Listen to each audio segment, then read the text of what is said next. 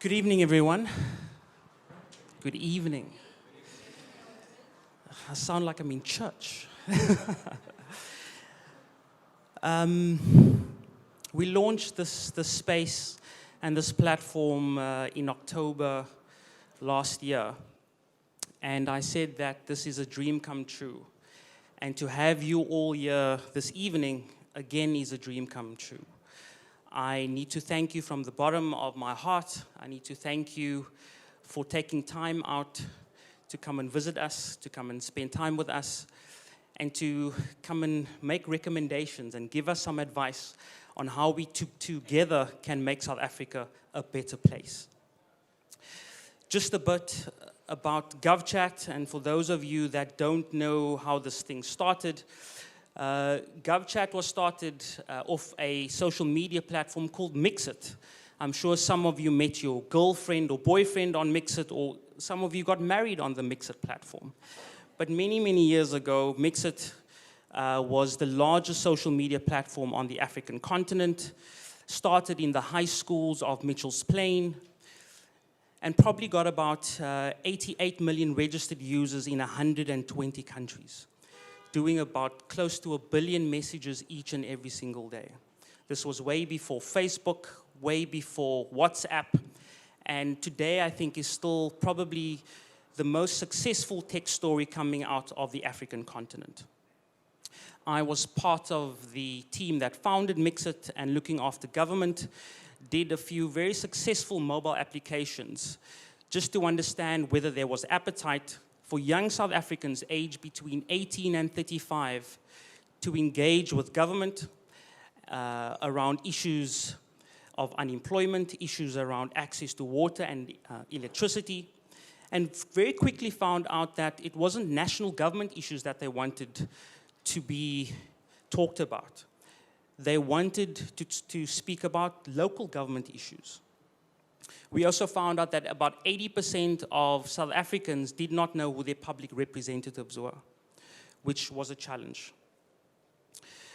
Now, on my way back from the US, I got called by the Mixit board and found out that Mixit is closing down. I then needed to understand what's going to be my next move, and decided to take my learning at Mixit. I'm a former public representative as well. I'm the former special advisor to the Minister of Public Enterprises. I can also declare that the challenges at Eskom is not my fault, but I was there. So decided to take those learnings and create a very simplistic platform that allowed citizens to engage with government. It's been a 4-year journey. For the first 3 years, I spent my own resources and very quickly ran out of funds. I lost everything. I needed to move back into my mom's place. My children were suspended from school. It was a very, very tough journey, like any startup. And the day that I gave up, I said, look, this is getting too hectic now. Someone that was watching the work that I was doing on LinkedIn decided to call me and asked me if I need any assistance. I said, look, I think I'm done. And he said, look, here's $1 million US, about 10 million rand. See if you can take that concept and try and make it into something tangible. 11 months later, an amazing company by the name of Capital Appreciation invests 20 million rand into GovChat, so 30 million rand within 12 months. And I'd just like to show you what we created. For those of you that are startups or NGOs or guys that are trying to start a business, I have 2 parts of success that I want to kind of leave with you, and that is make sure that your purpose is real. Make sure that what you're doing is not for money. And the second big thing is make sure that you marry the right person. I'm sure Joyce would agree with me. A very close friend of mine compares entrepreneurship to a jail sentence or to prison time because it's a very lonely journey. And I want to agree with that. but with the amazing help of a few awesome people. I don't want to mention all their names because I'm going to start crying, and Tandy knows what I'm talking about. I can only say thank you to our chairman, Marty Sachs, that has invested a lot of time, a lot of guidance, a lot of money in this country. It's probably created over 50,000 jobs in South Africa. Chair, I want to thank you for investing not just in GovChat, but in me. I don't have a father anymore, but every time that we spend time together, it feels like a father figure, so thank you.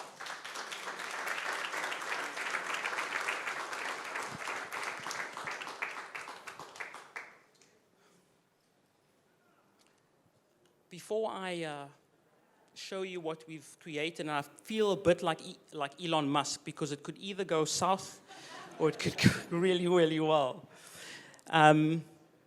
Just a bit about GovChat. So GovChat, you're going to ask me, where can I download it? Is it on iOS? Is it on the Play Store? And I'm going to say that we created very, very differently. It's not an app. What we did was we created technology that integrates into mobile applications that you already have on your phone, like WhatsApp, like Facebook Messenger, like Telegram, Instagram, Twitter. And you'd be able to add GovChat as a contact into those messaging platforms. So just as you would add your contact of your wife, or your wife and your girlfriend, you'd be able to add GovChat as a contact. Are we feeling guilty? It is Valentine's Day soon. So what we're about to do is not going to be launched now. We are going to launch it on the 1st of March, and it will be a phased approach. We will take a province a week, and by, I think, the 1st of May, we would have opened it up to all 50 odd million people in this country. I'm going to see if I can do a live demonstration.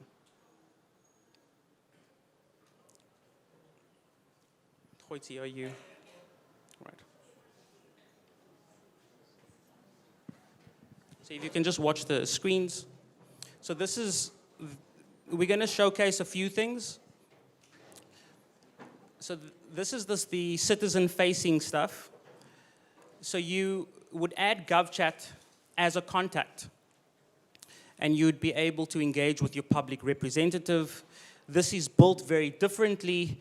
You would understand that many chatbots today is created as a menu-driven option where you would press 1 for English, press 2 for Afrikaans, press 3 for Zulu. We built this with natural language, so you are able to engage with government just by speaking to it. So gone are the days of menu-driven things.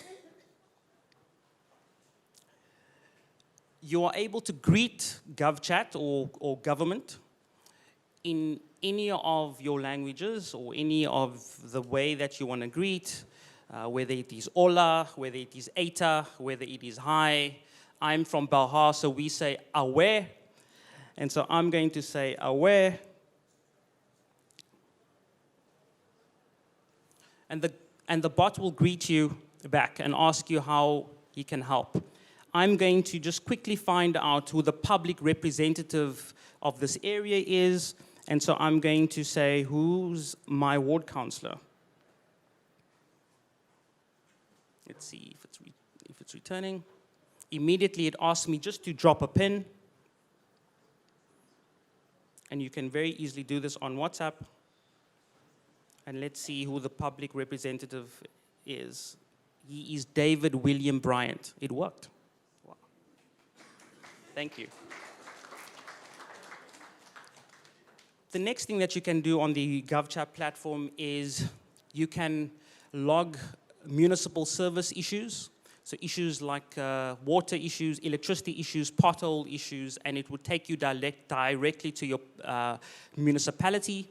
So I'm going to just test it and say, we have no water in the building.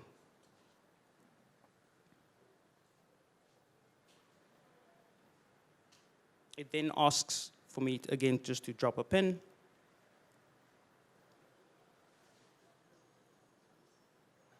It's just confirming that this is the correct location.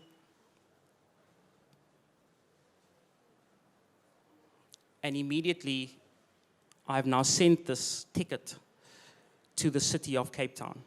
I can also go and view on the GovChat map where this issue is, that it's been reported, and I can also very quickly see what other water issues has been reported in my specific area. Now for the interesting part. I'm now able to rate more than 60,000 public spaces of government. I am going to say that I am at Home Affairs, and I'm going to say that there's a long queue at Home Affairs.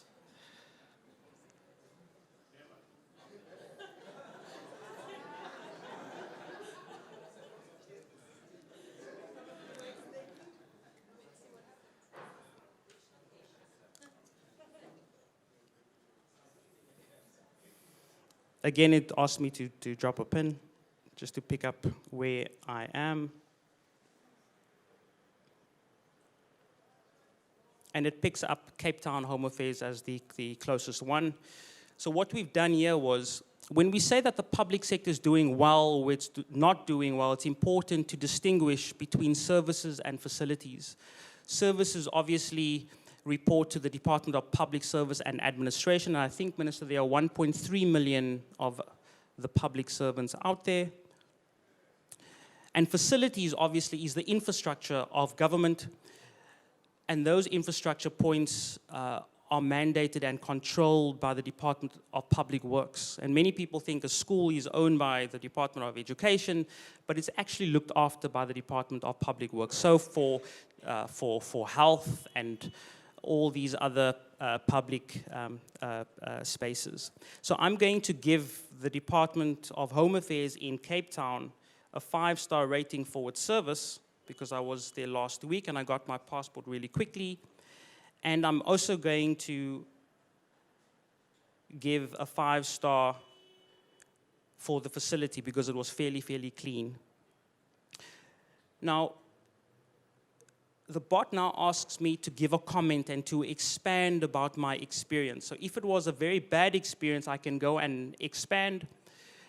Now, with amazing technology coming from AWS, and I'm going to expand a bit about Amazon shortly, they've allowed for us to have citizens give deep reviews around their experiences at these public spaces. What Amazon then does is allows us to get sentiment from those citizens without us having to go through each and every sentence, which makes it really easy for government to understand in real time what is happening. So I'm going to say, keep up the good work. And I hope that you all feel that way about Home Affairs in Cape Town.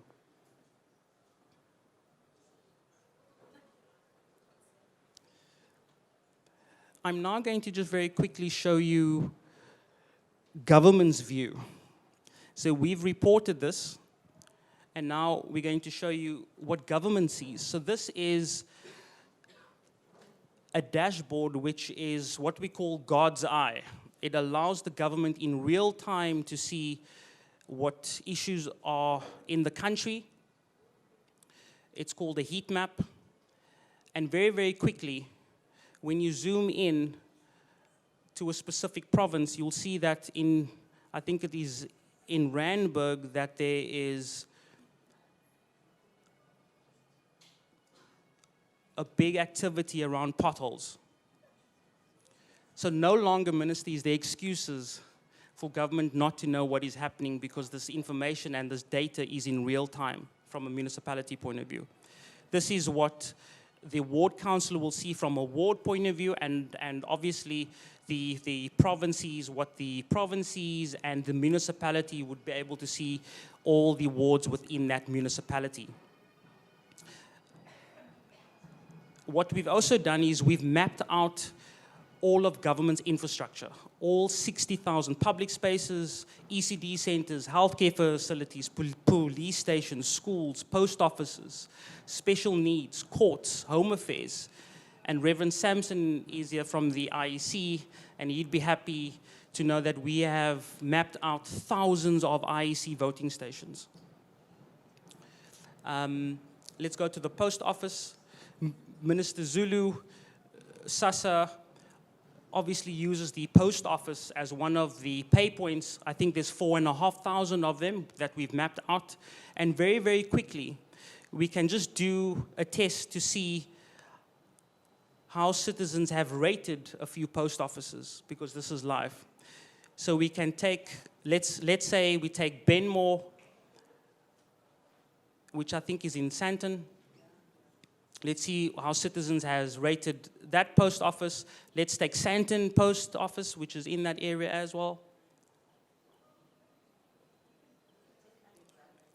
And then we can take Alexandria too as well, which is just a kilometer or two away from Sandton.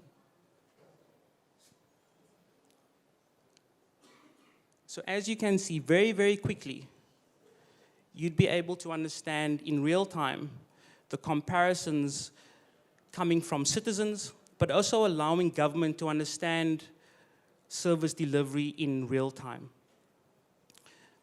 Now, the launch that we are going to take, that's going to take place on the 1st of March, is going to allow the Minister of Social Development to speak to 18 million grant recipients within a phased approach. So by the 1st of May, we would have had the entire country on, and very quickly, she could understand citizen sentiment, those grant recipient sentiment at each of those pay points, whether it is a post office, whether it is a ShopRite, Checkers, whether it is Pick and Pay. We'd be able to understand the experiences at those pay points. For the IEC, Reverend Sampson, gone are the days where the media dictates the narrative of the outcome of an election. You will recall in the last election, Reverend Sampson was in the media quite often around certain voting stations. And the media playing a different spin on things to say that, you know, whether it was free and fair. Now, if the IEC at GovChat a year or two ago, you would have been very easily and very quickly able to see in real time how citizens were rating those voting stations. And so, I'm not sure if you know, but next year is a local government election year. And the IEC will be using the GovChat platform to very easily understand how citizens are rating the voting stations, and not just at a local government election, but also at the various by-elections that are taking place throughout the year. I'm going to leave my presentation there. I hope you like what you see.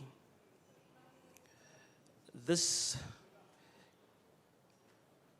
platform has come with the private sector coming on board. It's private sector funded. And I want to thank our partners. I want to thank Capital Appreciation. I'd like to thank Synthesis. I'd like to thank Absa Bank. And I'd like to stand still with, I think, the most valuable company in this room and currently in the world. AWS has decided to partner with GovChat. The valuation, I think, is 1.3 trillion US. And they have been here, I think, since 2004, very quietly, but spent hundreds of millions of rands in this country already. You will see in the next few months, a a data center going up that would enable GovChat to keep its data local. We have a very strong agreement with the South African government. Good evening to me from Cocta. To make sure that the data that sits on the GovChat platform, the citizen data, the government data, is not housed in another country, but is locally housed. And that data center will assist the entire region around cloud services. So I want to thank AWS and Amazon for investing in South Africa. They've just announced a 365 million rand fund for black ICT startups. And I want to thank them for allowing us to think big. It's not an easy road, but we need partnerships like Amazon. And I really, really want to thank them for allowing us to do what we do. I'm going to leave it there, and I'm going to say thank you again.